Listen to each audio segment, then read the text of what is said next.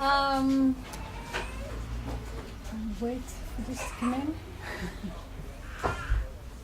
Okay, get to come in. That's cool. I'll first tell you something about myself, explain who I am. I will tell you something about the book. I'll tell you something about. I'll focus on the spying on London Greenpeace because that's clearly linked with the spies that have recently been exposed. And I'll end with sort of the important. I'm sorry, I'm a bit distracted. Okay. I've got kids, but not as young. Okay, you couldn't? Couldn't hear what you were saying. Shall I stand up then, maybe? There was too much baby crying. There was too much baby. Okay, I'll start again. This is the first time I work with cards. Just trying to see if I can keep myself from rambling, because I tend to get over enthusiastic. I'll first explain you who I am, what my background is. Then I'll tell you something about the book, what it is about. I'll focus on my book has several case studies, and one of them is the spying on London Greenpeace back in the 80s, which brings us back to the Thatcher era, as I promised. Then we will talk a little bit about Mark Kennedy and the other spies that have more recently been exposed, because there is a direct line in the spying back in the 80s to more present times. And then we'll get back to sort of the importance of this kind of research. I hope the door will stay closed now for a while. It's a bit distracting. Okay. Well, there's three main points I want to make, which I'll summarize before we'll get back to them during the talk. What I found is that spying on activists and on resistance groups is not just to know what's going on or what's coming. The gathered intelligence is usually used to develop strategies to undermine that resistance. That sounds like a sort of a common phrase, but I'll get back to that. The second important thing I want to point out is the grey area there is between the police, intelligence services, and corporate spies, and I'll explain a bit more later on. And the last important point is the importance of public debate, of openness in a democracy, or what's left of it, and sort of a minimum of secrecy that we need to sort of keep that.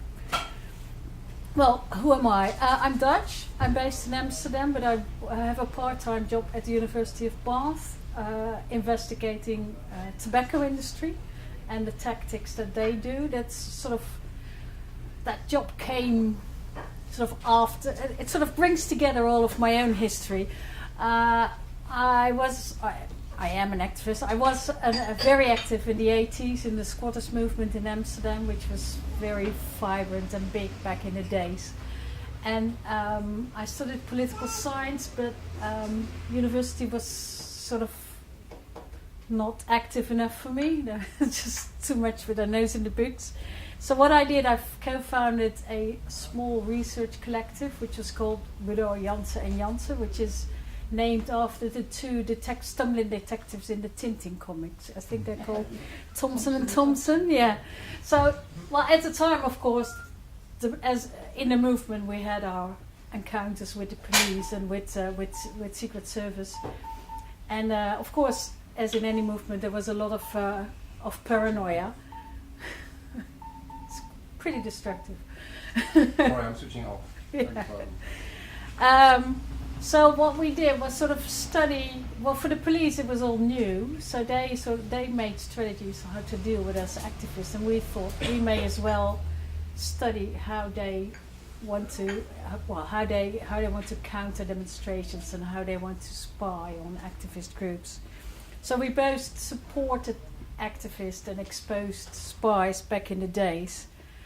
At a certain point, we ran into a case where a spy or a guy infiltrating loads of small NGOs and activist groups was not working for the police, he was actually also collecting waste paper, garbage from all those groups.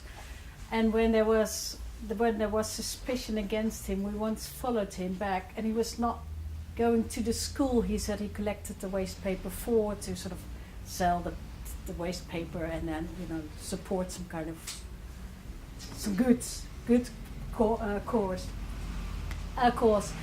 He went straight back to a private intelligence agency, very small, one man or few people. And what we found out is that agency sold the information from the group. So all the faxes or the leftover from beside the copy machine. There's always lots of prints over, so that all the paperwork of about 30 organizations went straight to that private intelligence agency and was sold to Nestle, to Shell, to the corporations those groups campaigned against. So that sort of made me shift my focus, made me think about how corporations deal with criticism or deal with campaigns against them. And that led to my first book, which appeared in 2002, which was called Battling Big Business. And that was a sort of, I added it up, I brought people together and wrote some of the chapters myself. That was a sort of the broad spectrum. So that was like from greenwash, like Shell was after Nigeria, Ketsariwa, and the brand Spa. They had PR strategies. They promoted themselves as the new kind of newborn green company. They were going to be transparent forevermore, and they sort of that was just the outside furnish that sort of became green, but not. Their practices never changed.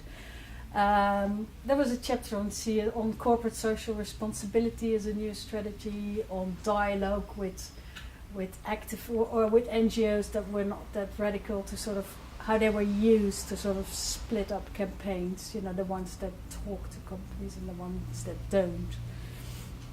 And spying and infiltration on groups in that book was just one of the chapters, one of the many subjects, one of the strategies I saw that companies used to deal with criticism. And it was only after I finished writing that book that I realized that the information gathered through the several ways of spying was not just, as I said at the beginning, collected or gathered to know what was coming or what was going on. It was actively used to develop strategies against campaigns. So, Battling Big Business, the first book, was based on or inspired by Naomi Klein and No Logo. So it's still here.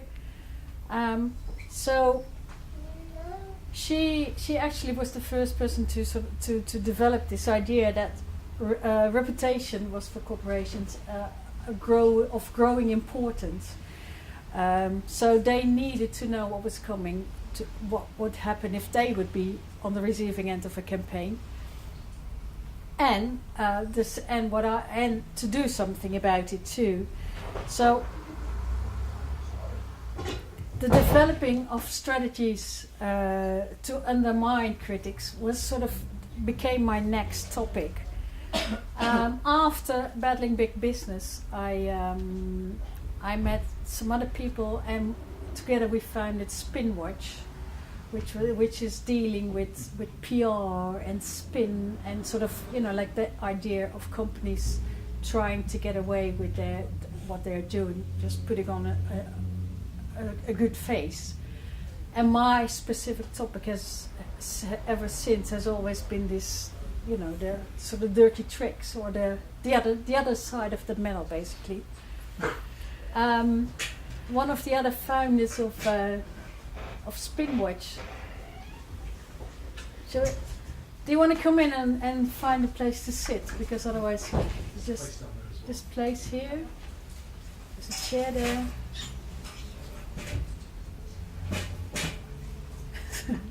Go ahead.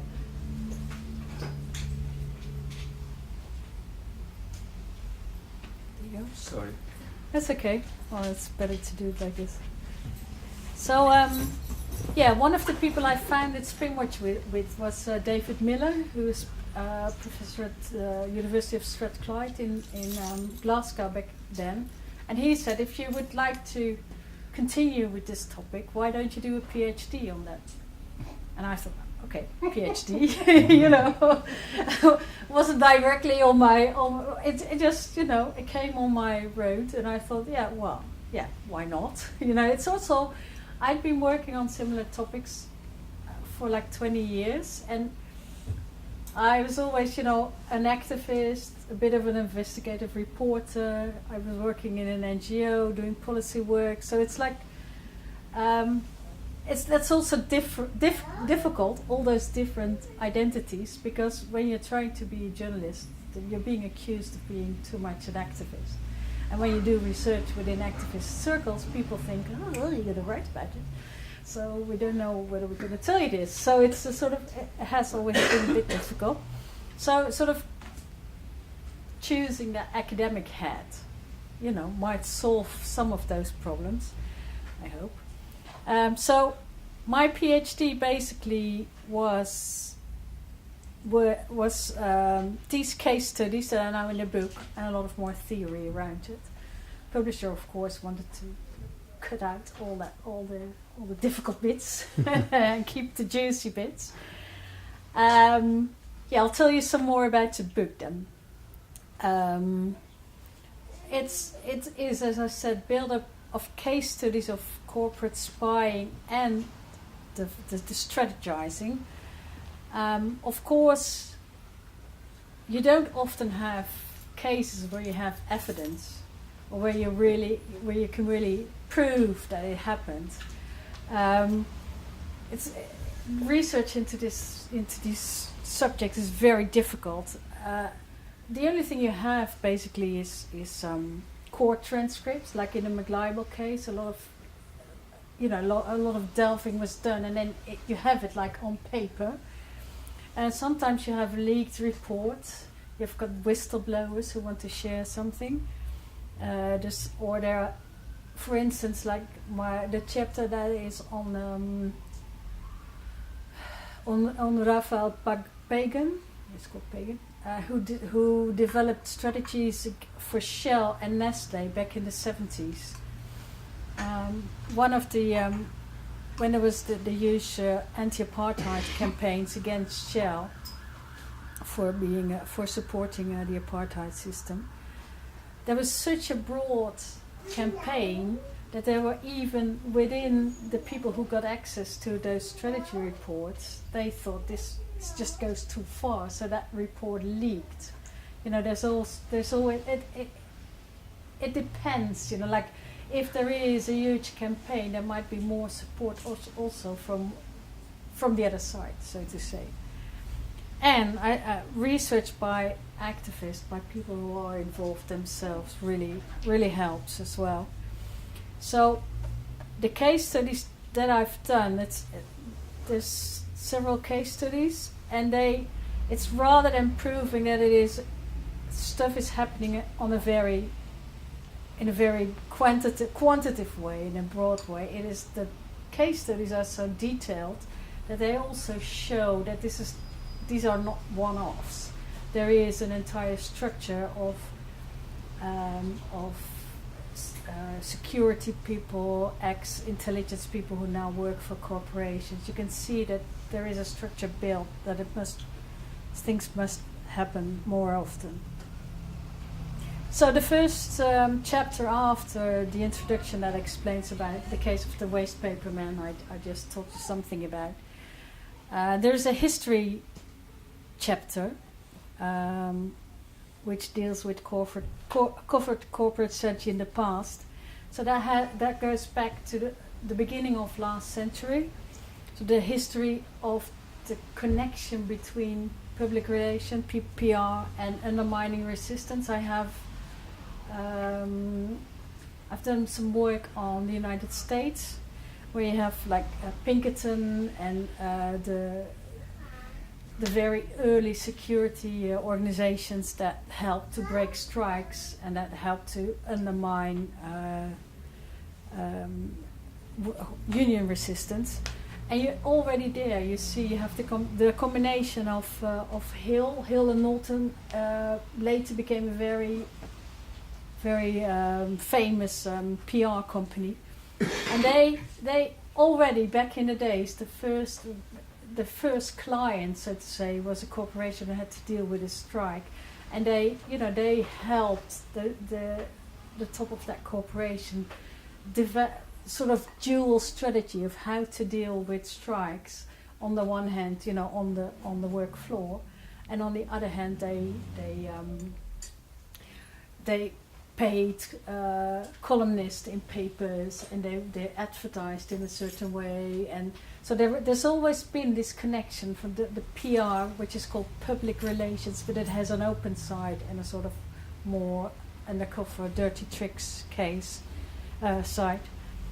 The other part of the chapter is about the UK, and it goes back to just after the First World War and the role of the Economic League in also spreading propaganda, while on the other hand involved in blacklisting and in making sure that people wouldn't get jobs.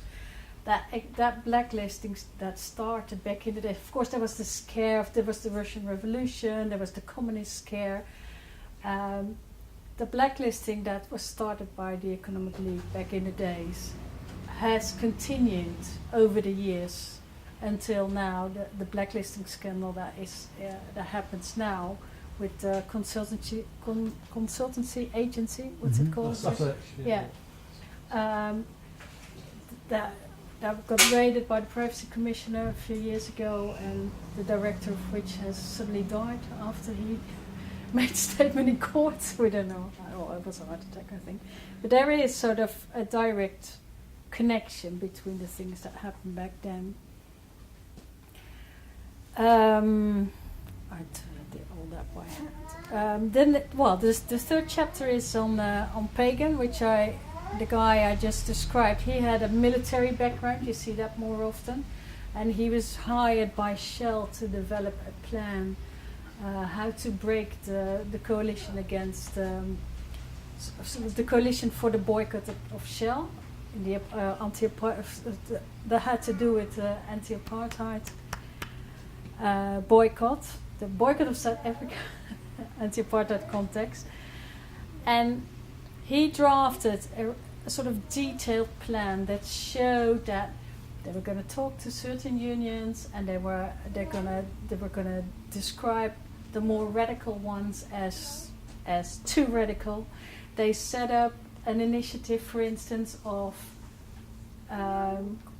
black people who were against the boycott because they said, they wanted to support the black people in their country, but it would be bad to have a boycott. So that was one of the reasons. I think when the report leaked, that black organization just had its first conference, and then through the report it was proven that not only Shell but also Mobile Oil and other corporations had paid for the conference and for the organization and for their, so that it's really evolved strategies to sort of break coalitions. Pagan then moved on. I think he did similar work for Nestle. Nestle back in the 70s already was challenged for their baby milk powder in a third world country.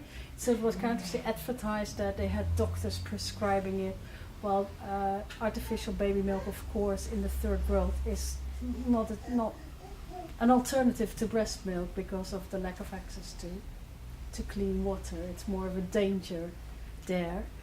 There was a huge campaign against Nestle, and he developed a similar strategy against Nestle. So the partners he had back in the days have since founded a similar agency that has been working for like the chemical industry, plastic industry. So you see that sort of evolution there as well. There is a chapter on cyber surveillance, because of course online loads of things are happening as well. Won't go into that as too far, but there are like discussion forums that are manipulated to sort of to undermine critics of genetical manipulation, critics of GM science. There is a chapter on Hacklet, which is a sort of ex-MI5, sort of retired MI5 agency that was founded by both those retired people and some CEOs of Shell and BP, who sent spies into the community all over Europe at that same moment, after Kensar-Riva and the brand Spa, when they had like a huge PR problem. So on the one side they presented themselves as very green and open, and on the other hand they hired spies to see what was next. There's a chapter on the spying on CAT, on the campaign against arms trade. Well, that's a very long story as well. I won't go into that, but it's the things that I love to talk about. But Eveline Lubbers is an old lady who had her own private intelligence agency as well. And the funny thing was that I was involved in exposing someone in Europe 5 years before the Sunday Times got from a whistleblower a pile of spy reports that she wrote for British Aerospace, spying on campaign against arms trade and all kind of other groups. So and this was, I think this was 2002, and we exposed the guy on the continent 5 years before that. So and we knew there was something not right with him, but we just couldn't get the proof that he was really paid for by someone. And when the Sunday Times had their whistleblower spy reports, we could just it not only turned out that he turned up in those spy reports on international meetings, but also that he was her son. So that, there was sort of, we sort of fight, very often of course in research that you do in exposing spies, it's very difficult to prove, to get the real final proof. And in this case, well, you just need time, like in this case that final proof came 5 years later, and we're still looking into that case. But well, the case I'm really going to talk about here is the spying on London Greenpeace. The chapter is called McSpy, not very original, but this chapter is based on the court transcripts of the big case, the McLibel case, which I'll tell a bit more about. Spy reports that came up in that case. Helen Steele, one of the people charged with libel, her persistence and her will to find out things really made this research possible at all. And then there's been a lot of new research since. The story in short, I don't know if you're all familiar with that, is the McLibel case. McDonald's is very famous for writing legal threat letters. They write them to anyone who would who would show the McLibel logo of the McDonald's logo in passing, a remark. They always try to defend their reputation and to make people apologize or threat them with court cases. They've sent letters to Channel 4, to the BBC, Prince Charles even, who on a whim said something. And everybody always decides to apologize, because libel laws, as you all know, in the UK are still pretty weird from a Dutch point of view. If you're charged with libel, you have to prove that whatever you've said is true. So and then from primary sources. So you can't come with a book like, it says here, but you have to have the actual author of the book. Or you have to it's sort of impossible. So London Greenpeace had this pamphlet, Everything They Don't Want to Tell You About McDonald's, which listed everything. Like it's a small A4, small print, but it had the waste, the paper on the street, the meat, the chickens, the working conditions, everything. So when they got the writs came in that charged them with libel, two of them, Helen Steele and Dave Morse, they decided, let's go for it. Let's just try it. We don't have any money, so they can't take any money from us. They I suppose you all know that this sort of became the longest court case in history, and that it backfired for McDonald's. It backfired completely, because there was a lot of attention in the press for all the bad things that McDonald's did. So in that sense, it was a good case. It was a bit tiring for the people involved. It has cost a lot of energy. The weird thing was also that they had been leafleting for a few years already, just in front of McDonald's stores, and McDonald's hadn't done anything. And then at a certain point, suddenly, they got charged with libel. During that trial, that very long court case, it became known that the group had been spied upon.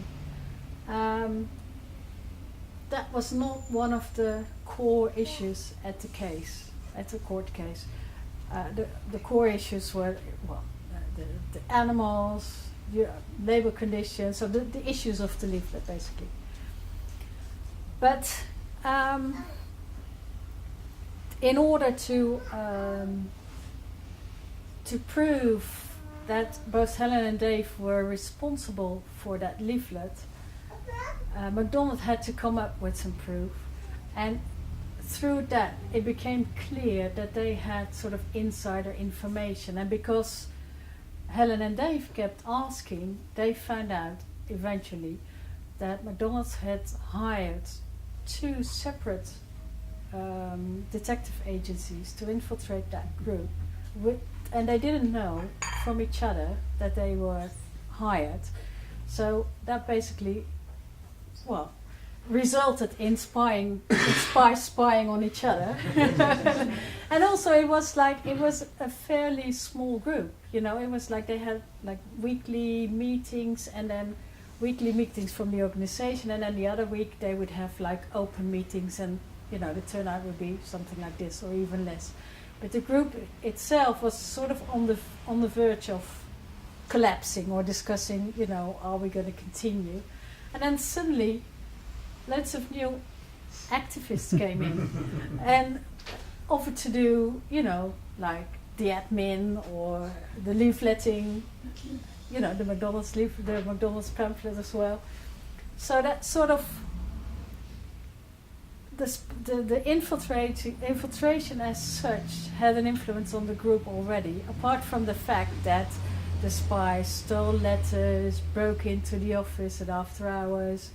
Of course there was some suspicion, so there was people felt there's something wrong, but as Helen said, that they always thought they would be spied upon by the state. They never thought it would be McDonald's. So you have in activist groups, it's relatively easy to points on the agenda. You know, it's like, okay, this is on the agenda now. Anyone have any other points? And then you see, if you read the spy reports, you can see that the spy in question was sort of surprised how easy it was to bring up a topic, and then it was discussed or it was done. So that makes you wonder how much steering there may have been.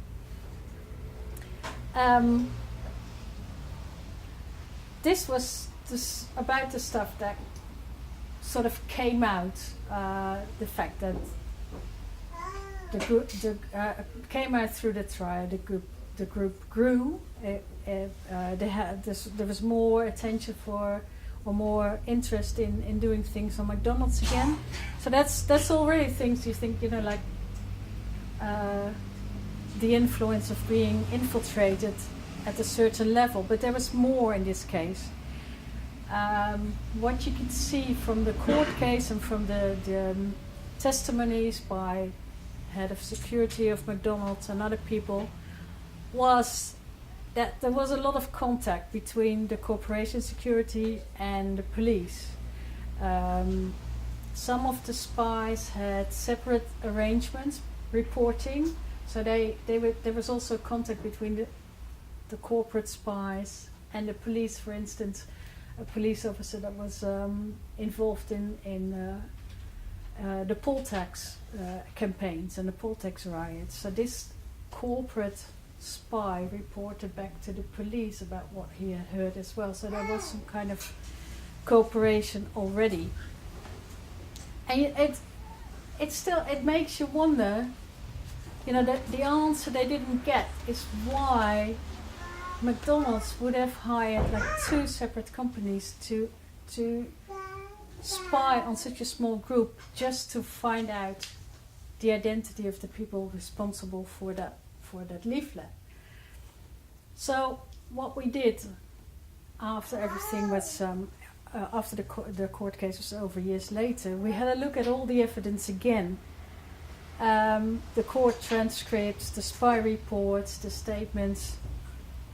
What you see then is, if you look at it from a different perspective, is that this head of security working for McDonald's, his previous career had been as a police officer in South Africa, and after that he was a police officer in Brixton during the Brixton riots. He was very proud of his close contacts with Special Branch, and he explained, for instance, that when there would be a demonstration in front of McDonald's headquarters, he would offer them a perch, a place to look at, and in exchange he would get the names from the people, the demonstrators on the street. So that was like pretty close already. And that was also the early days that there was a special branch department set up for animal rights activists, ARNI, the Animal Rights National Index. If you look at the spy reports, because we eventually, in the court case, they found out that there were like actual, the notes that spy made every time they would get back from a meeting, where eventually the court first refused it, and they got like censored versions, but more and more came out. So there was a lot of material.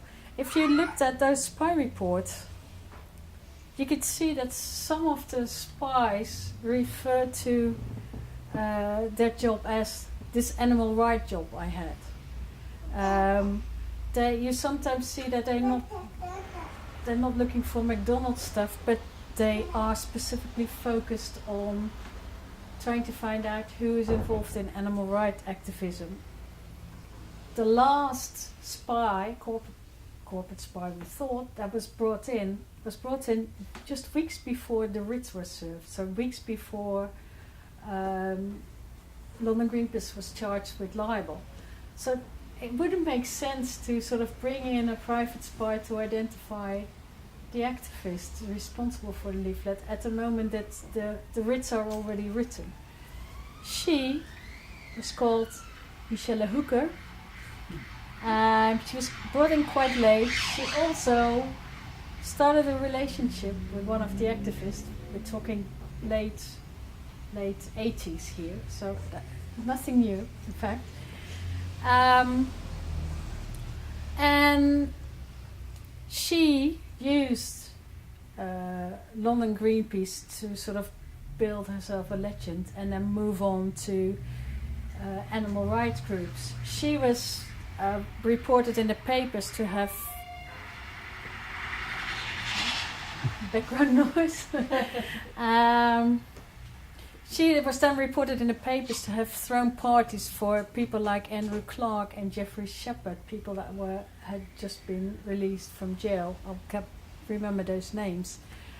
So already in the book, I developed this theory that maybe this entire infiltration of London Greenpeace was a sort of a joint operation between the corporation and special branch, that maybe because of those close connections and because of the interest of McDonald's for this group, or maybe the other way around, because special branch was so interested in getting to animal rights, this London Greenpeace was just an in-between, and there was some kind of a joint operation to get through to more radical activists. So this theory was already in the book. Then just before it went to the publisher, Mark Kennedy was already exposed, and then Bob Lambert was exposed as a spy. Bob Lambert has had a really long career with Special Branch, with the Metropolitan Police. He became an academic and did a PhD at a rather late age, like I did. He then, he left the police, and then after he was involved in spying on activists, he set up, after 9/11, he set up the Muslim Contact Unit. And he has this idea about, you have to, instead of treating every Muslim as a radical, you have to talk to the people who are not that radical. Well, it sounded all very familiar to me, but you have to engage with them, and you have to set up joint projects to prevent them from getting more radical. That was his job as an academic when he got exposed. People of London Greenpeace found out that he, as a very young boy, had infiltrated London Greenpeace. So, and he also confessed that. When he was exposed, he was holding a talk like this, and people from London Greenpeace were in the audience and then confronted him with that. He then didn't react at the moment itself, but he wrote a sort of a letter of excuse to London Greenpeace, and he said, yes, indeed, I have been infiltrating London Greenpeace. I have used those people to build a legend to get on to more radical people. But he infiltrated London Greenpeace in the mid-80s, so before they were infiltrated by McDonald's. So you have before the McLibel cases in 89 and 90, 92.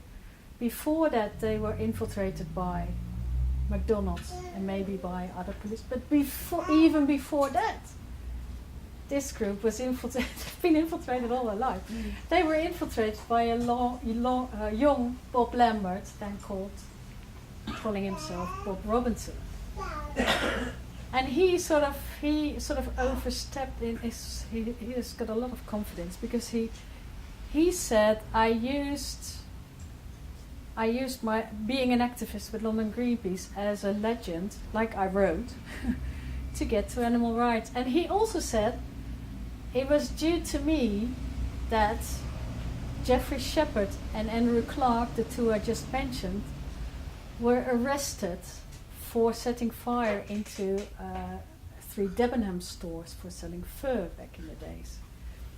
So he sort of said, okay, I did infiltrate you, but I did it for a greater cause, because people got real heavy radical people got arrested through my activities.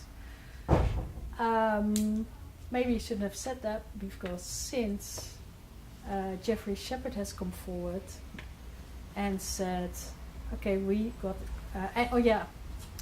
Bob Lambert also said, my cover was so good that when they were in jail, I even visited them as a friend. So Jeffrey Shepard has since come forward through Caroline Lucas, a member of parliament, and he said that indeed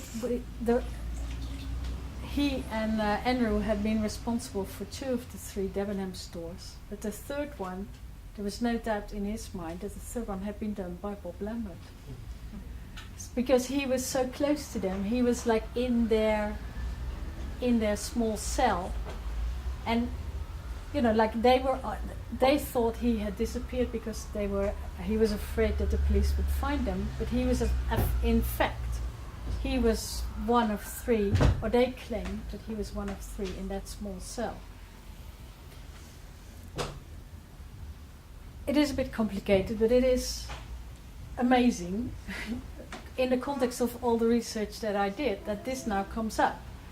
And we have even, it's even more complicated, because Lambert, after he disappeared out of the life of the activist he had befriended with, and one woman he had made a child with, he was present when she gave birth, and he was a daddy for the kid for like the first 2 years of his life.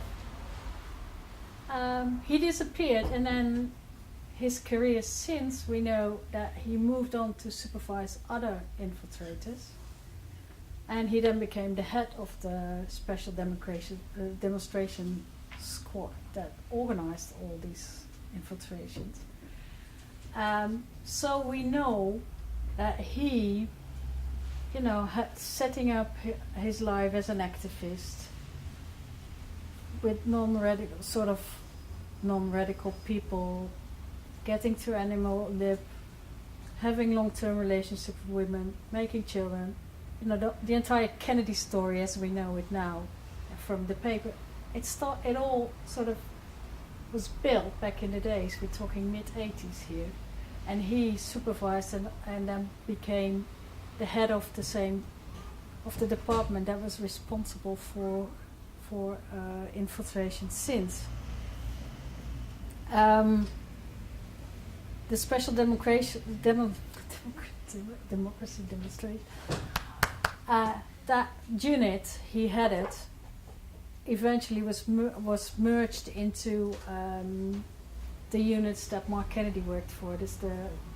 It's a bit of a complicated, it's all names and abbreviations I won't bore you with, but there is in the organization also a line, continued line. So what have we here? We are, it's the mid-80s, it's a Thatcher time, it's radical times. You have like animal rights activists campaigning against Huntington Lab. The Huntington Lab has the support of the government. Special branch setting up the Animal Rights National Index, a special squad to deal with radical activists. So the police is basically collating information on who are actually a threat to the industry.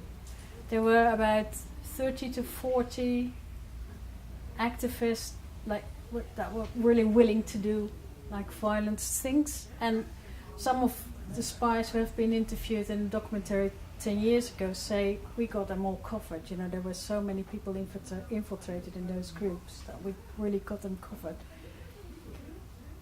Now we know that Bob Lambert was involved in setting fire in a Debenham store. Makes you wonder how much of those groups were infiltrated and how far they will infiltrate it, and how much. I also know from people who knew Bob Robinson, as he was called back in the days, that he was always pushing for more radical things. That he said that he had access to either explosives or stuff to make bombs, or so it's sort of there's a lot that needs to be investigated.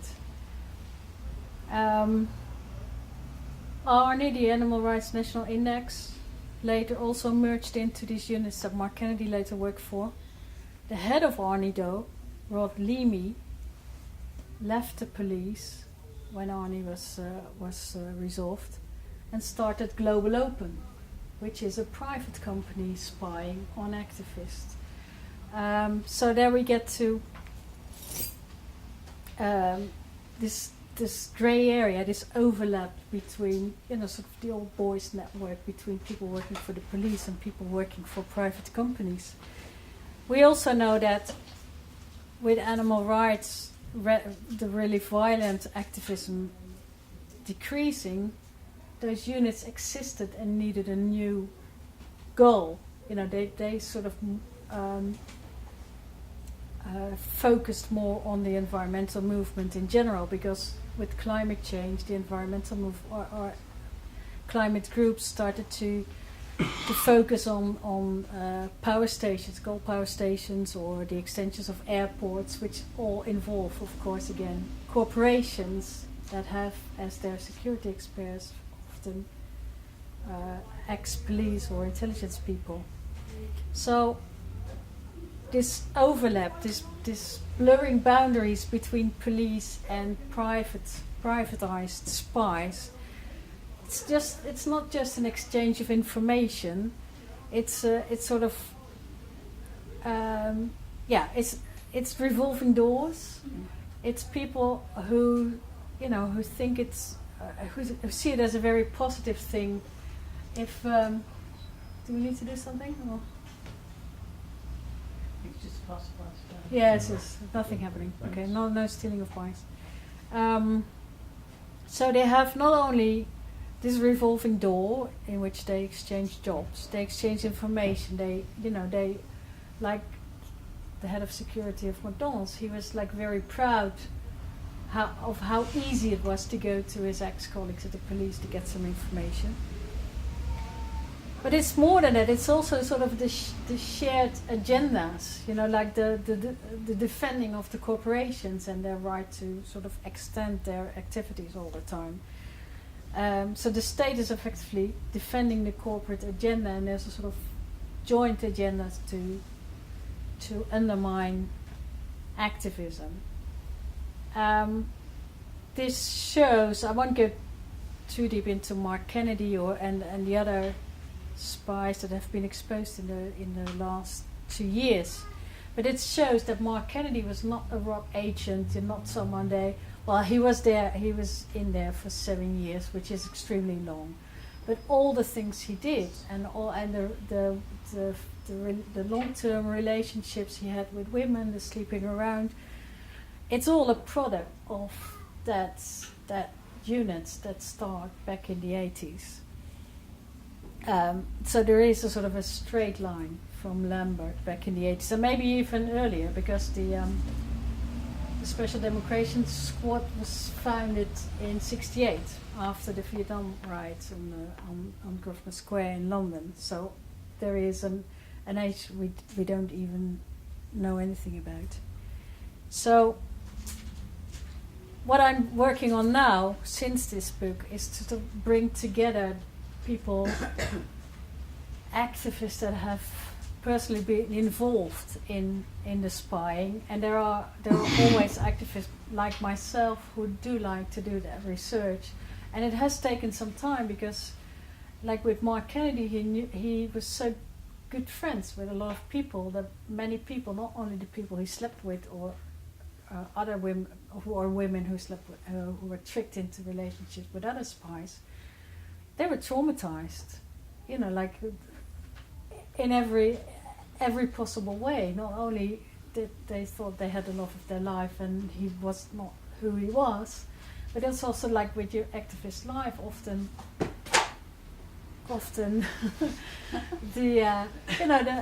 your personal and your political activities are one and the same. Your friends, your personal friends, and your active friends are, so it's not just the women. It's also people here in Bristol with Marco Jacobs. You feel betrayed on you don't know, Marco Jacobs, one of the other spies that where he was more active in Cardiff, I think, but people here know. Also as through well. the No Borders network, so that's how it is connection. Yeah. So there, and he had a bit of a different one. We can talk about that later, but I think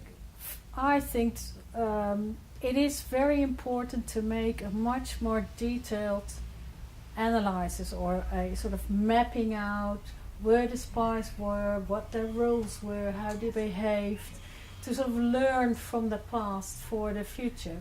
So, like beyond what the Guardian is doing, the Guardian is sort of exposing a lot of the spies based on work by activists, taking the credits, of course. But I always say my work starts where investigative reporting stops. Like when the pressure for the scoop is gone and people are really ready to talk. And you can't do it on your own. You need to do it together. Like you need your whistleblowers, or you need your, the people who really know the details, and you need to sort of get everything together and then decide what can be published.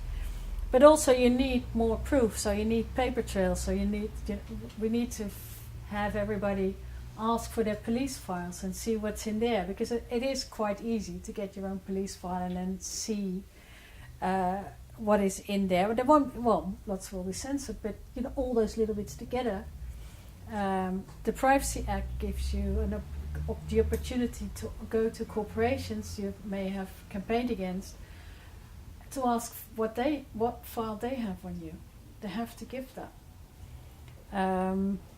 Court cases, there is so much secrecy, but on the other hand, you have to go and try and get hold of what you can have. Also, several of the lawyers who are working on this, like the convictions of the climate camp people got overturned because Mark Kennedy was involved in the preparations. There may very well be many more cases that people got convicted for actions where spies were involved, and the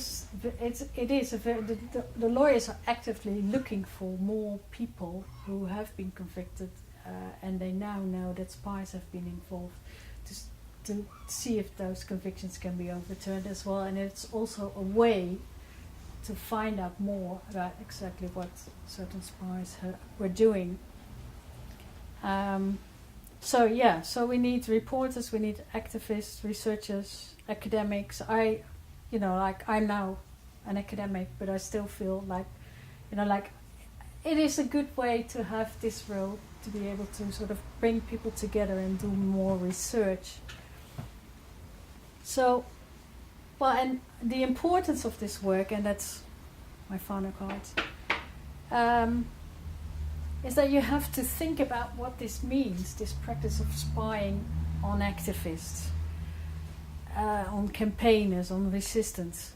What does this tell you about democracy, about the fact that the police with corporate spies are trying to undermine critics and undermine, to undermine critical voices.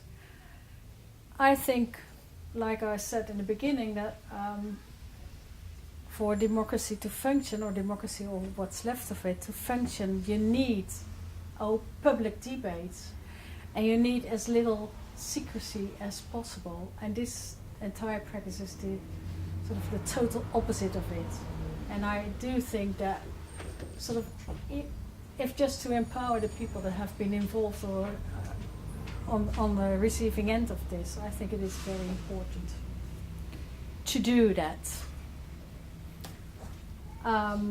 Well, that was what I had prepared to say. Maybe. They just sent them to us for nothing. Okay, well, that was a fascinating talk, so I'm sure there'll be a few questions. If anybody's got any questions, just get a bit of discussion going. Alan? Given the collusion between the Consulting Association and the unions, particularly Unite, or not Unite as it was, but the AWU Amicus, I mean, how do you deal with that? I mean, if you even the unions are briefing against colluding against their own members, particularly electricians. I mean, Yeah, what do you want me to say? It's a scandal. How do you deal with that if even the people, especially on your side, are actually colluding against it and you know, like it's terrible if you would find out that there would even be spies on the union shop floor. So no, I mean not spies. No, the actual union as a mass colluding with the Consulting Association and blacklisting their own members. They have to know who are the more radical or the troublemakers or whatever. And I think I find it incredible that they do that. Yeah, and I think it has to be known. Yeah, it's very important. Yeah, it was one of the more interesting things in the Guardian that this was going on. But particularly the Electricians Union has, under Ken Jackson especially, has got quite a long history of colluding with the state. Yeah, and I think sort of from inside the union it has to be sort of made into an issue as well. You know, like it's as soon as you find out, I think you have to sort of organise yourself and sort of confront the people who do that, or the top players. Yeah. And is it worth even being actually a member of unions that are actually colluding against their own class? I mean, I'm not saying all of them. I'm just saying on a case by case basis.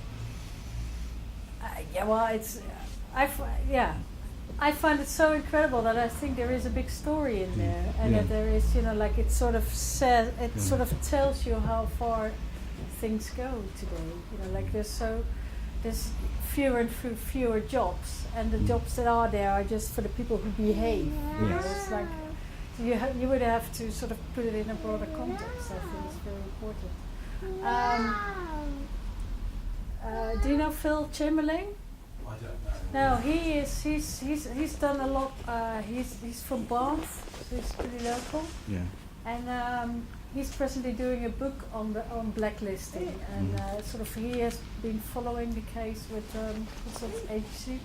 Yeah. And so it would maybe good to get in touch with him. Yes, that would be a good idea. Thank you. And so that you could.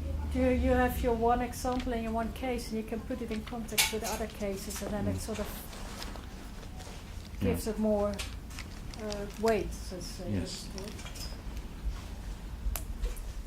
Another question over here. Next. Yeah, sort of.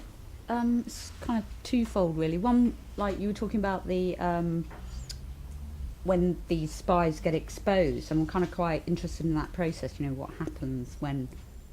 What actually happens when people expose a spy. Yeah. And what immediate sort of consequences that has for groups, or how they go about it, and then what can they do about it when they've done that, if you see what I mean, without falling apart or... Well, it is difficult indeed. Yeah. Yeah. You want to reply immediately, or have a question? After you. Okay. Well, I think if there are any suspicions against someone, it is very important to deal with that sort of in a small group and as fast as possible, because suspicion and paranoia are as such so dangerous for your group. And the first thing you do is like really, sort of have a list of what the suspicions are and what you can find out about it, and sort of do that research with a sort of trusted group of people, a small group of people who don't talk about it with others, because as soon as you're going to spread rumors, and like nothing as bad as accusing someone or spreading rumors about someone who is not a spy, in fact, and like people might be suspicious of someone who wears a silly hat or who doesn't. Thanks very much. Well, I was pointing at you already. No, but Hold that straight. But it is a tactic of the state to actually get people to accusing each other of being spies. Yeah, of course, yeah, and it often happens. And one of the strategies against being suspected is like point at someone else, So that's what I'm saying. Like you have to sort of find people. The issue, of course, with the birth certificate, the official papers. Like not all of them will have official papers that are in their spy's name. So the paper trails, of course, give you a sort of or might help to give you a definite answer. And what usually happens is that there is a sort of relatively short period, well, still weeks or maybe months, in which a small group of people finds out and tries to find out as much as possible, and then usually there is some kind of confrontation where you sort of talk to the person in question and sort of confront them with your findings. And if there is, like what I told you about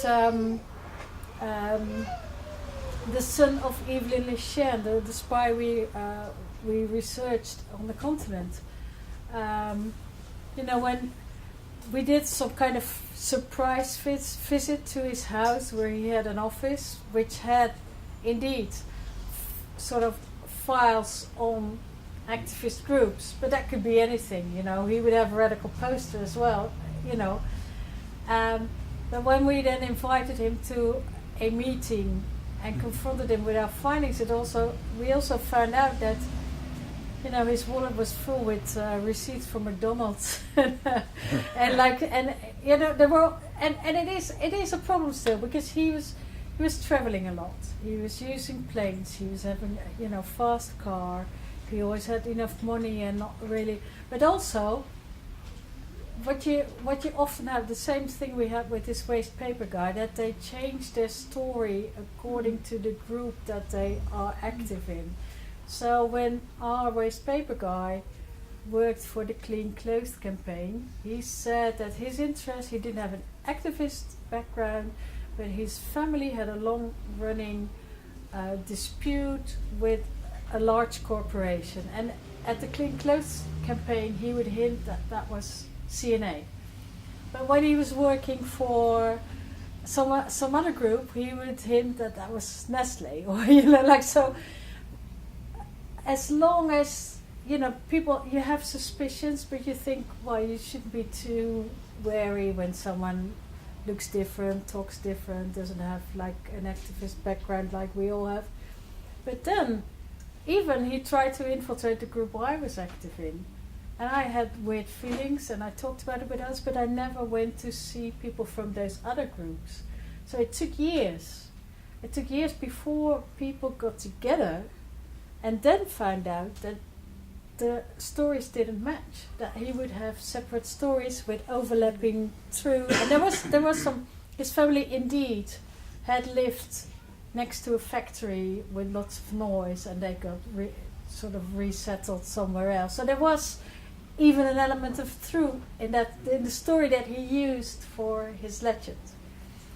So in his case, he never turned up when we made the appointment to confront him, but then we had already followed him back to that private intelligence agency, and so talking to people that that have worked with your spy before, and be very secure on the stories you have and the differences in the story. Because in the case of the guy who lived in France, it was like, some people thought he had 2 kids, some people thought he had 4, one of which was severely handicapped.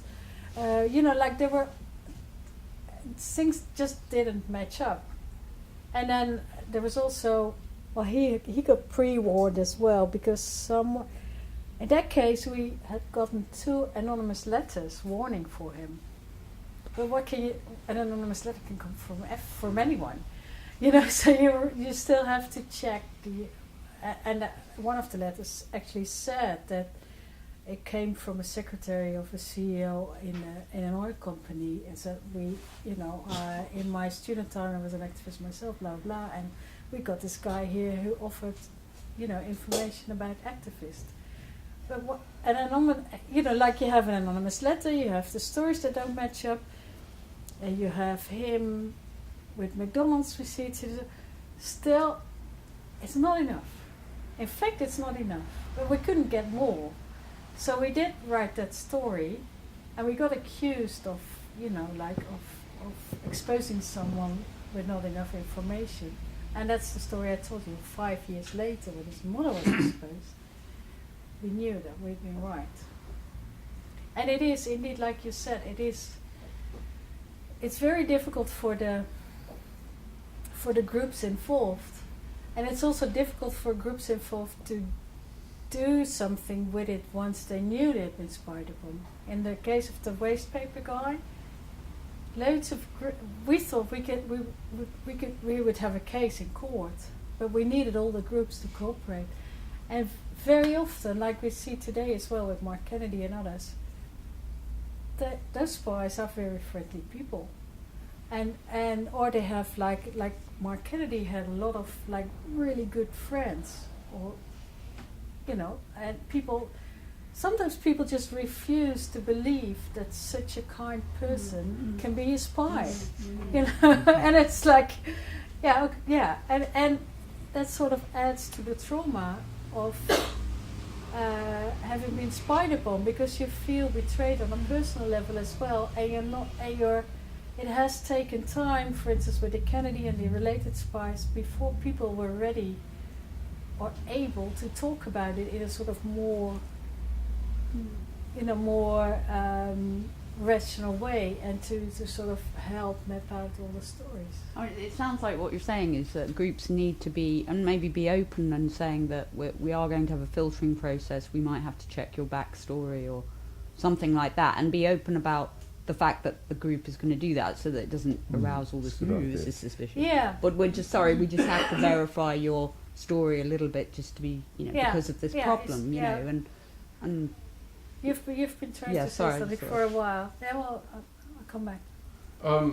I followed the Mark Kennedy case quite closely, and for all the years that he was infiltrating the movement, the only law breaking that actually he exposed was the break-in at the end when they tried to break into the power station. So all those years, the only crime that he was able to expose was a potential conspiracy to trespass, and he was one of the leaders. He'd been burying the wire cutters and stuff. He was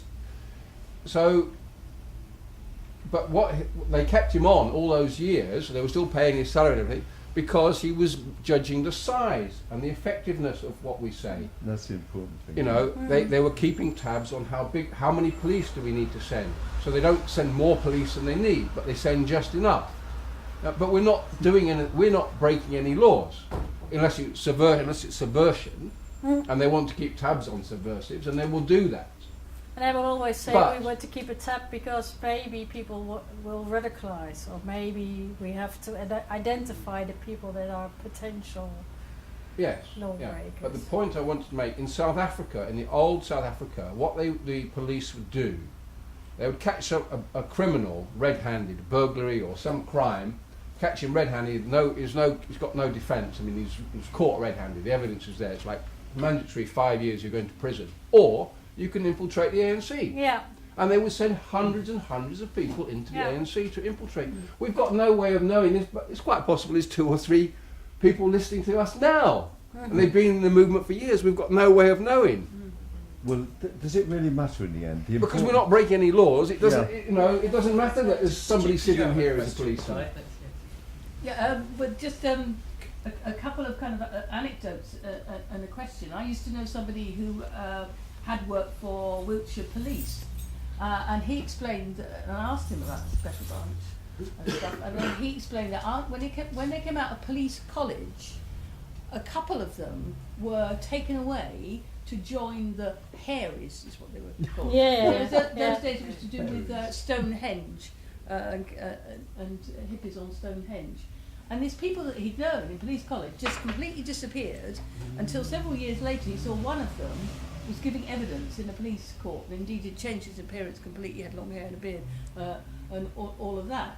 So that was one anecdote. And another anecdote is I was doing some work about trying to stop the privatisation of the cleaning of police stations, of all things. I was. And what my job was to go round the police stations and look and see whether they had carpet or lino on the floor, because the in-house team would bid differently depending on whether there's carpet or lino. And I went to the police station in Malvern, this is West Mercia Police, and Malvern is a small town. And they said, well, you can't go in that room. And I said, why not? They said, well, that's the special branch. So, and then he said, oh, well, no, all right, you're all right, because you thought I was an all right person. We'll go in there. And they had carpet on the floor. And in that room, in that one police station in West Mercia, there were 5 computers. So they had, whether they were all, so at least, so the size of it is enormous, and that's special branch.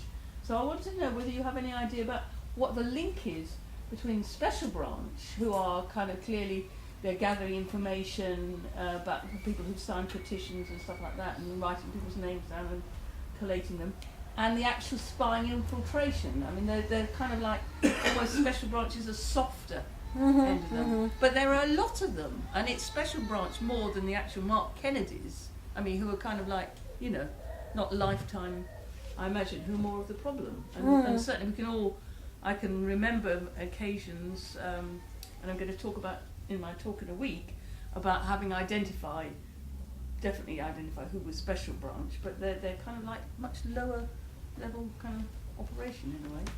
Well, they need each other, don't they? So there is the sort of the open source information, which is relatively easy to get at. There is a special branch may have easier access to like listening in devices, telephones, stuff like that. And then there is, it used to be special branch, and then the Animal Rights National Index would be the sort of special department of special branch focused on, and at a certain point they got executive duties as well, so they were allowed to sort of infiltrate themselves.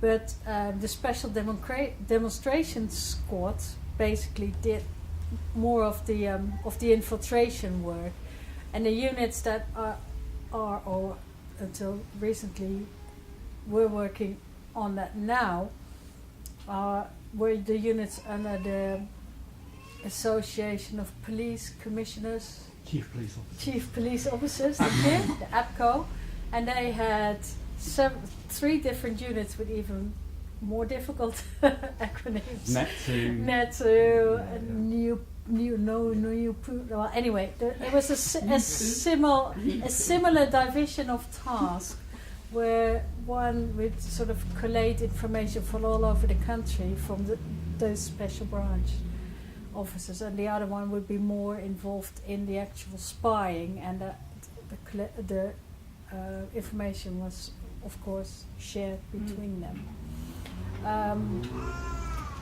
What the size of it is, I don't know, because special branch is doing more than just activism. They also do like terrorism, more criminal stuff. So it is very difficult, to say about those kind of very secretive operations and departments to know what the size of it is. But as I said, if you see how much of it has been like really very well organized all that years, the structure is there.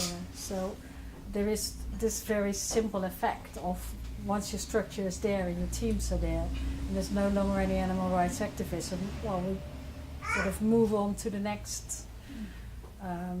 Being Muslim. Yeah, being Muslim, or be in the climate movement or whatever. Chris, No, I was just going to say, bearing in mind now, things have moved on a lot with social media, Twitters and that.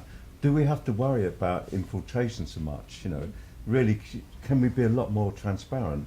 We're unlikely to want to break the law in a serious way anyway, and if we did, Well. we would, no, if we did, we would do it as a single person army, we don't need a mob, you know, if anyone wants to go down that road. But the point is that we need numbers are the best way forward, you know. Boycott, numbers, exposure, and the internet is our greatest weapon. That's my belief, you know. So getting paranoid about who in this room is a, you know, a third communist. Well, I've also got a chapter on online monitoring and about undermining. But you can use that online monitoring quite successfully.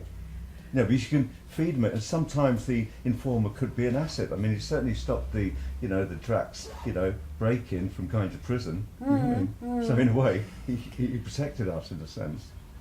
But Can I just come back on that? yeah, go on. I think in fact I don't think it was totally down to the police spies, but I think for those of us who'd worked in that era when the Mark and Marco and Lynn Watson had been active, it did make us change the way that we organised, because like having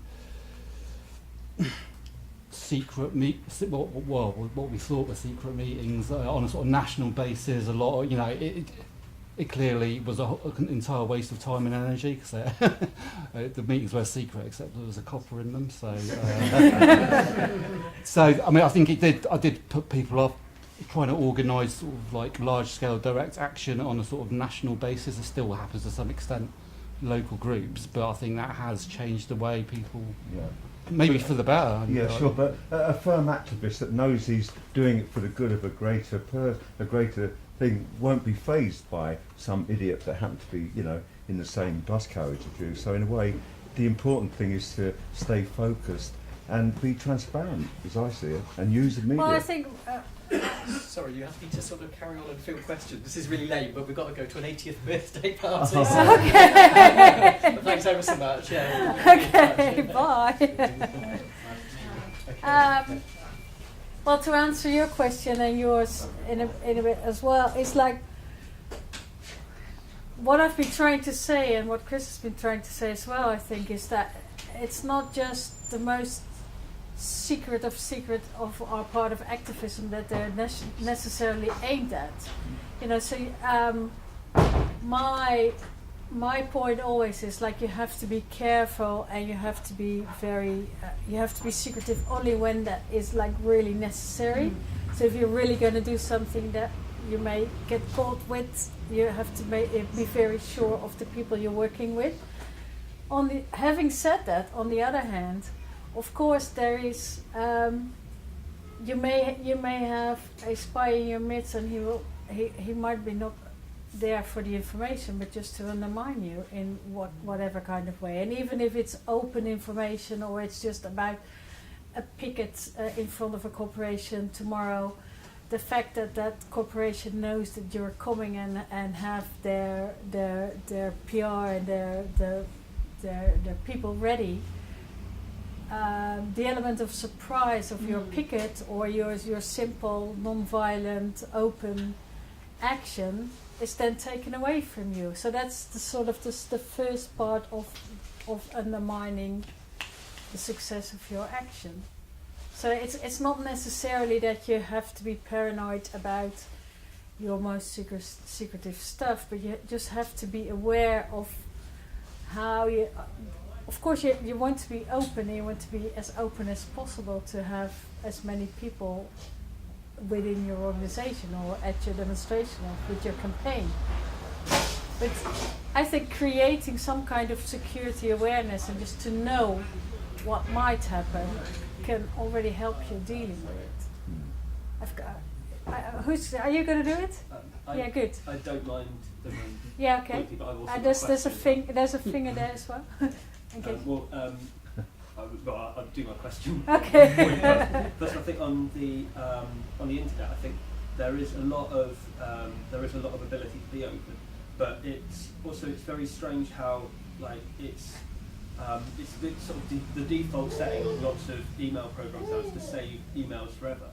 We live in a world where something or other you email could 10 years down the line be quoted back in any sort of situation. I mean, I like to play the fun game of what would lead me to get this Google search, what would lead me to Room 101 for this Google search, you know, what chain of events would get me to there. But so I think that's very strange about the internet. And also I think the major thing about the internet is it's very different. We had a talk here about, I think it was called physical resistance, yeah. And it was talking about how about anti-fascist things, and or not things, but movements, and how they physically got in the way of fascist actions. And I think with this sort of I like this on Facebook mentality, so it's done, I can crack on with whatever. I think that is a real serious problem about the internet that really is disabling, and I think that people sort of feel they've got they're making some difference in the number. But yeah, that was my point on the internet. I think you were probably next. Yeah, an important point that I wasn't able to make about the ANC.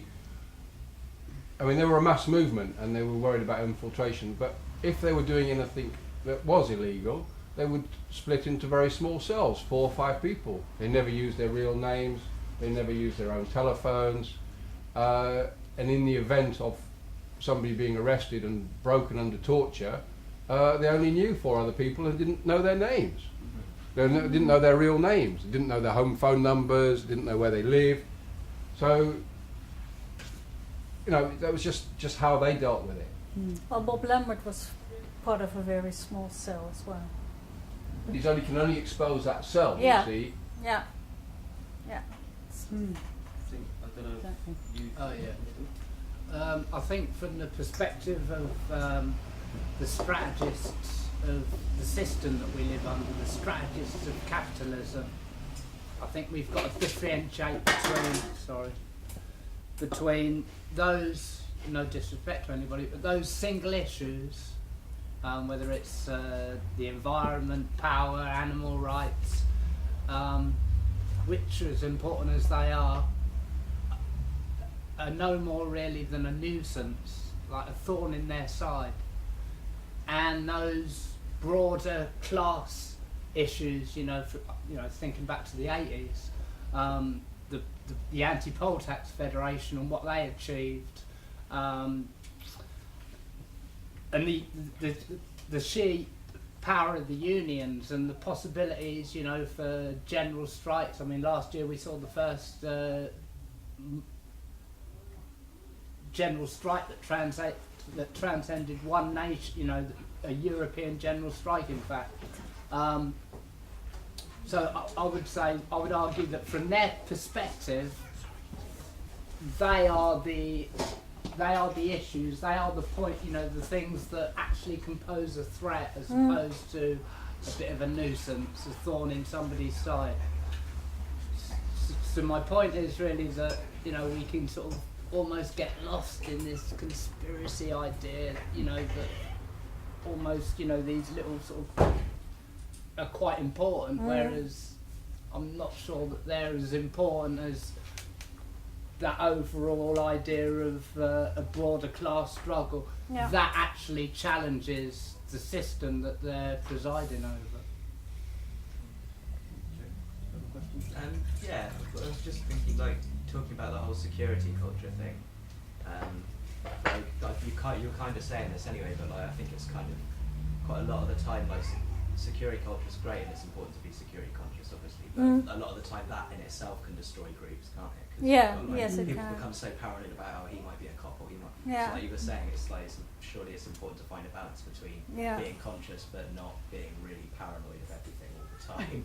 So you just end up, people end up burning out or attacking the wrong person. Yeah, very good point. Yeah.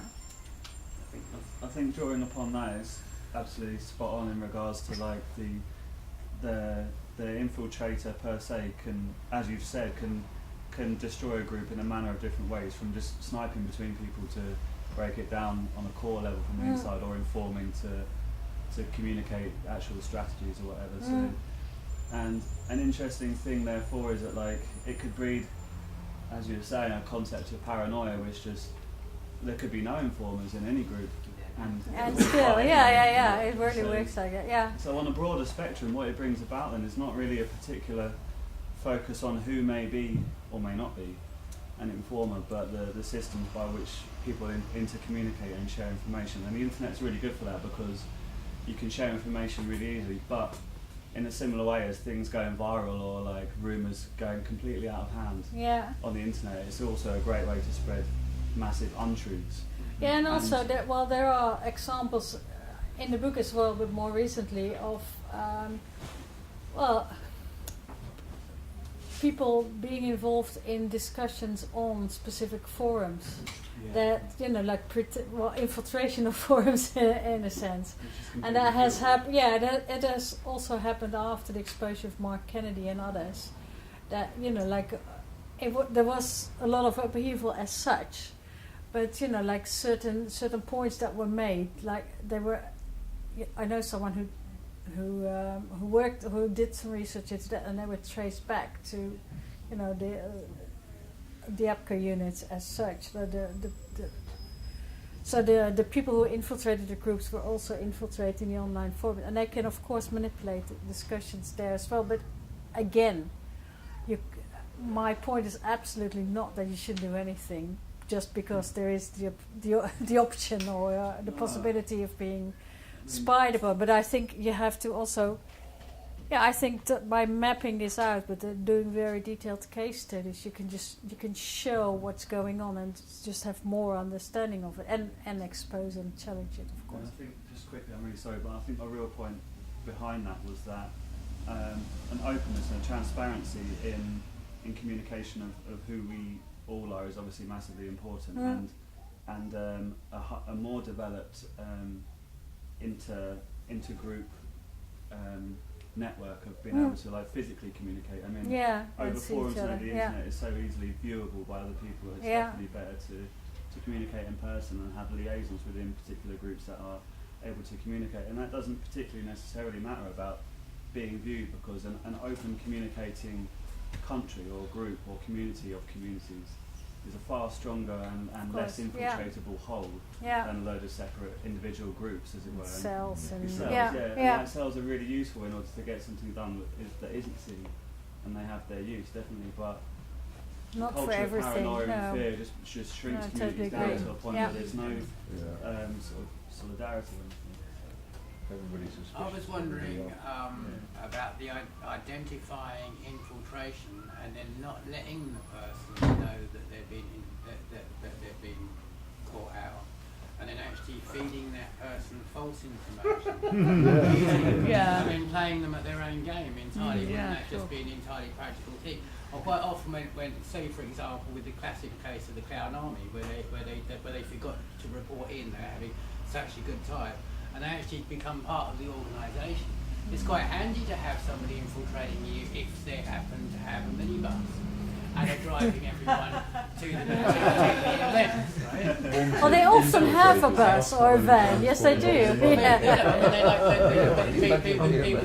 to get in on the organisation. They go quite often. Better at organising than anybody else. We've now quite handy to have around. I mean, on a moral level, the interesting case of Kennedy was actually when the people he infiltrated turned their back on him.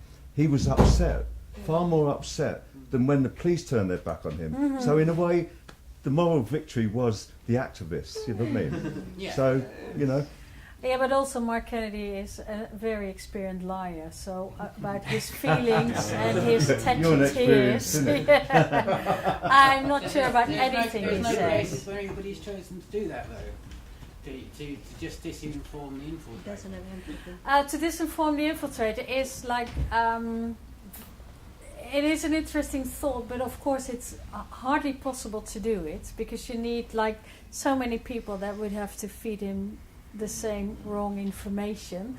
So you enter in a kind of mirror palace that has no end. And it might play out against you. I think chances are that it will play against you. But say for example, like in the 80s, almost every anarchist group used British monomark, didn't they? Right? British monomark was owned by MI5, wasn't it? Yeah? So do you see what I mean? So you could say if you understood that in advance, then all you'd need to do is post a whole load of information through British Monomark, knowing that it's being read by MI5, and that's quite easy. I'm really sorry, I've got to go. Okay, thank you. I'd like to ask a question about, obviously we're seeing more corporatisation of the political process in this country, particularly under the Tory government. And I think they're quite happy to just be quite open about what they're doing and crushing resistance. I mean, they don't, it's not, to me, it just seems like they're, as we're going to see more dissent, I think, because of economic circumstances more than anything, and single issues, they're probably not that bothered about in a lot of ways. I mean, what they will be bothered about will be discontent as they try to deal with this economic crisis, which threatens their dominance, threatens the ruling class, this country. And I think, actually it's much better if there was, I agree with what Guy was saying over there, that, it's more about, I think, being more of a presence, more solidarity, and more collective mass movement that says, actually, enough's enough. Now, your system isn't working, is destroying, the fabric of society and people's lives.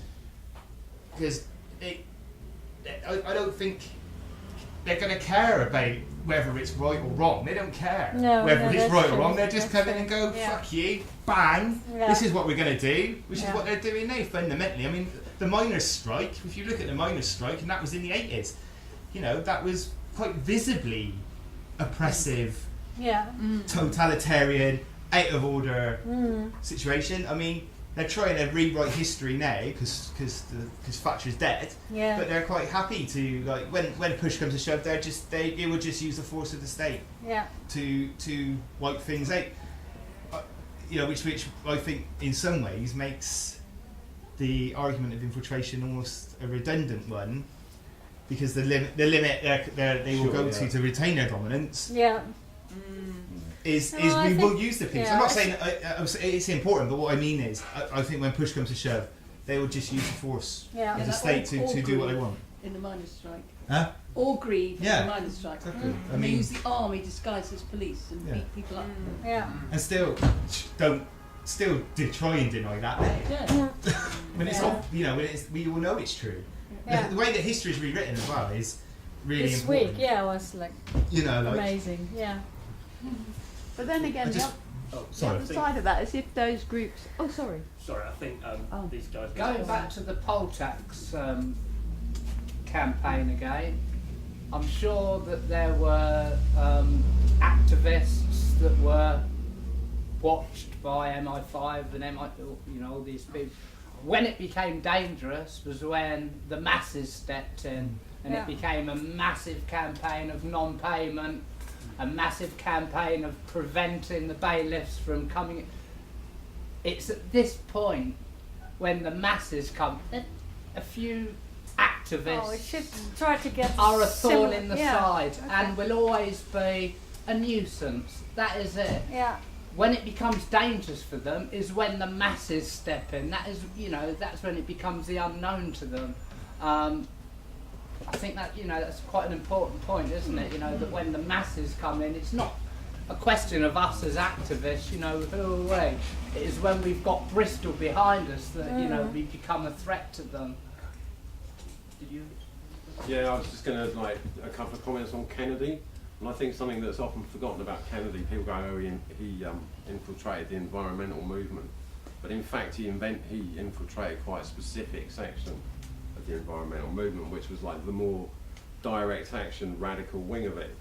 And you could say that during the long period he was in there, and perhaps one of the reasons that he was kept in there for so long was that gave him a stepping ground into a lot of other sections of quite a radical milieu that when, we're not talking about Friends of the Earth and Greenpeace, we're talking about groups across Europe and into America that were prepared to, or were interested in engaging in activities that went, you know, way beyond sort of sitting on a runway or climbing a tree.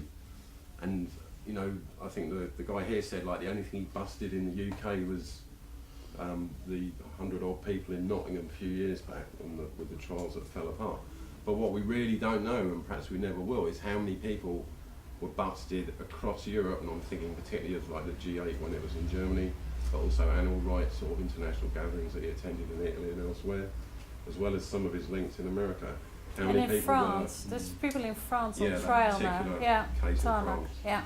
You know, how many of those people were lifted either as a result of information he gave, Well, or tarmac equally people for importantly, sure, yeah. how many sort of fairly large protests were trashed because, not because people were arrested, but because the police like knew exactly where people were trying to go and were able to shut down roads. Because let's remember when the G8 was in Scotland in 2005, who was the coordinator of all the like minibus transport? It was Mark fucking Kennedy. In fact, on Monday we've got a meeting about the G8 at the Q, and one of the speakers is a woman who was dropped off to do her action by Mark Kennedy. But her group was so paranoid that they got him to drop them off about 8 miles from where they were. So yeah, Well, they had a long they had night, but they got there in the end. But just also one very other quick thing, like earlier you were quite rightly bigging up the McLibel trial, because obviously it was a very important trial, and like the two people involved who took it through, Helen and David. And it's worth remembering that they weren't the only two people who were served libel papers, but they were the only two who were either politically like strong enough or in a financial position to go through with it. But I think we should remember that like the impact of getting involved in a trial like that like lasts with you for years and years. And I'd say that like, you know, it's been a very difficult period for them. I'd say they're okay now, but for a long time they were very strongly affected by the amount of not just the time they had to put into that, but also like some of the personal issues that came out of it for them in the way that they've been sort of traitors. They've like literally been in their own homes. And I don't think we should underestimate, as it's happening with that case now of the 11 women who are trying to sue the Met, which one of them is actually Helen Steele. That, you know, that the impact on that, it's easy to say, oh, be strong and like, yeah, what we're doing is not illegal or whatever. But like, it's a very powerful impact on people, like to know that, you know, someone knows everything about you, but you actually knew nothing about them. Very quick point. The surveillance of the ordinary post has diminished tremendously because they monitor emails. So if you want to send something secure, you write it on a piece of paper and you stick it in an envelope and put a stamp on it. They don't bother with that anymore.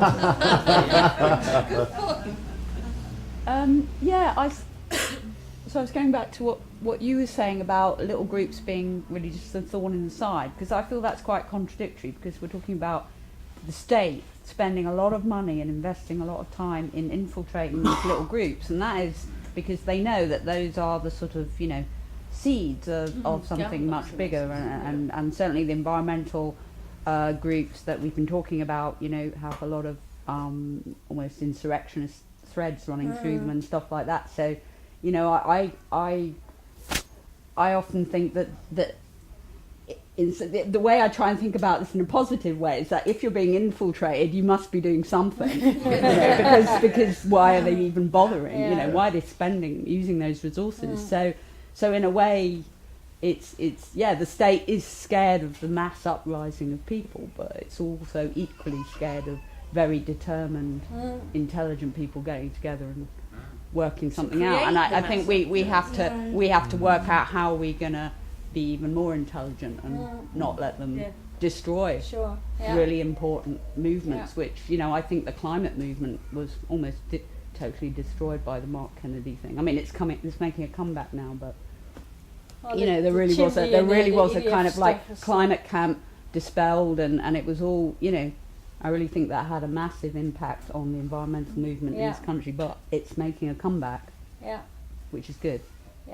with the chimney that was and the Yeah, EDF yeah, stuff. no was dash like for a gas no and dash for gas was anti-nuclear, really great. yeah. Yeah. Yeah, I think also what comes out of your discussion, and I thank you very much for that, even if I nodded off twice, is that we don't actually In know my our legal, face.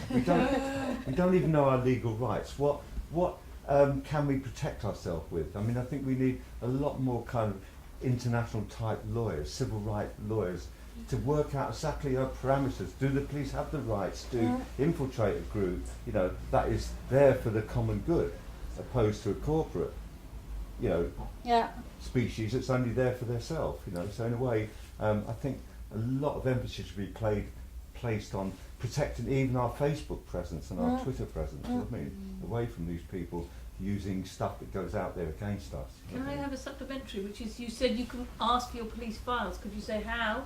Where? How do you get Yeah, we're going to set up a website to explain that, but the Guardian already has like a page where that is explained how to do that. So I guess if you go to the Guardian website and do like ask for your police file, it should have to come up. Does it cost money? No. Anybody can get their complete record, police record. Well, of course, there are exceptions. Well, there are exceptions in the sense that if it's still active, if you're still at this meeting, maybe, or I don't know. There might be it might be censored, and there might be white pages or black pages, whatever. But and you have if you only get a bit, you appeal and you continue. You have to be persistent. Yeah. And it would be good to sort of, to bring that information together as well, to see, if you can sort of make, in fact, the plan we had in the Netherlands was like to stimulate a lot of people to ask for their files and maybe in fact put them all on the internet, but then people get a bit hesitant because they don't want everybody to know everything, and also it's dangerous because there is this other thing, that information gathered about you by infiltrators, by spies, might be exaggerated.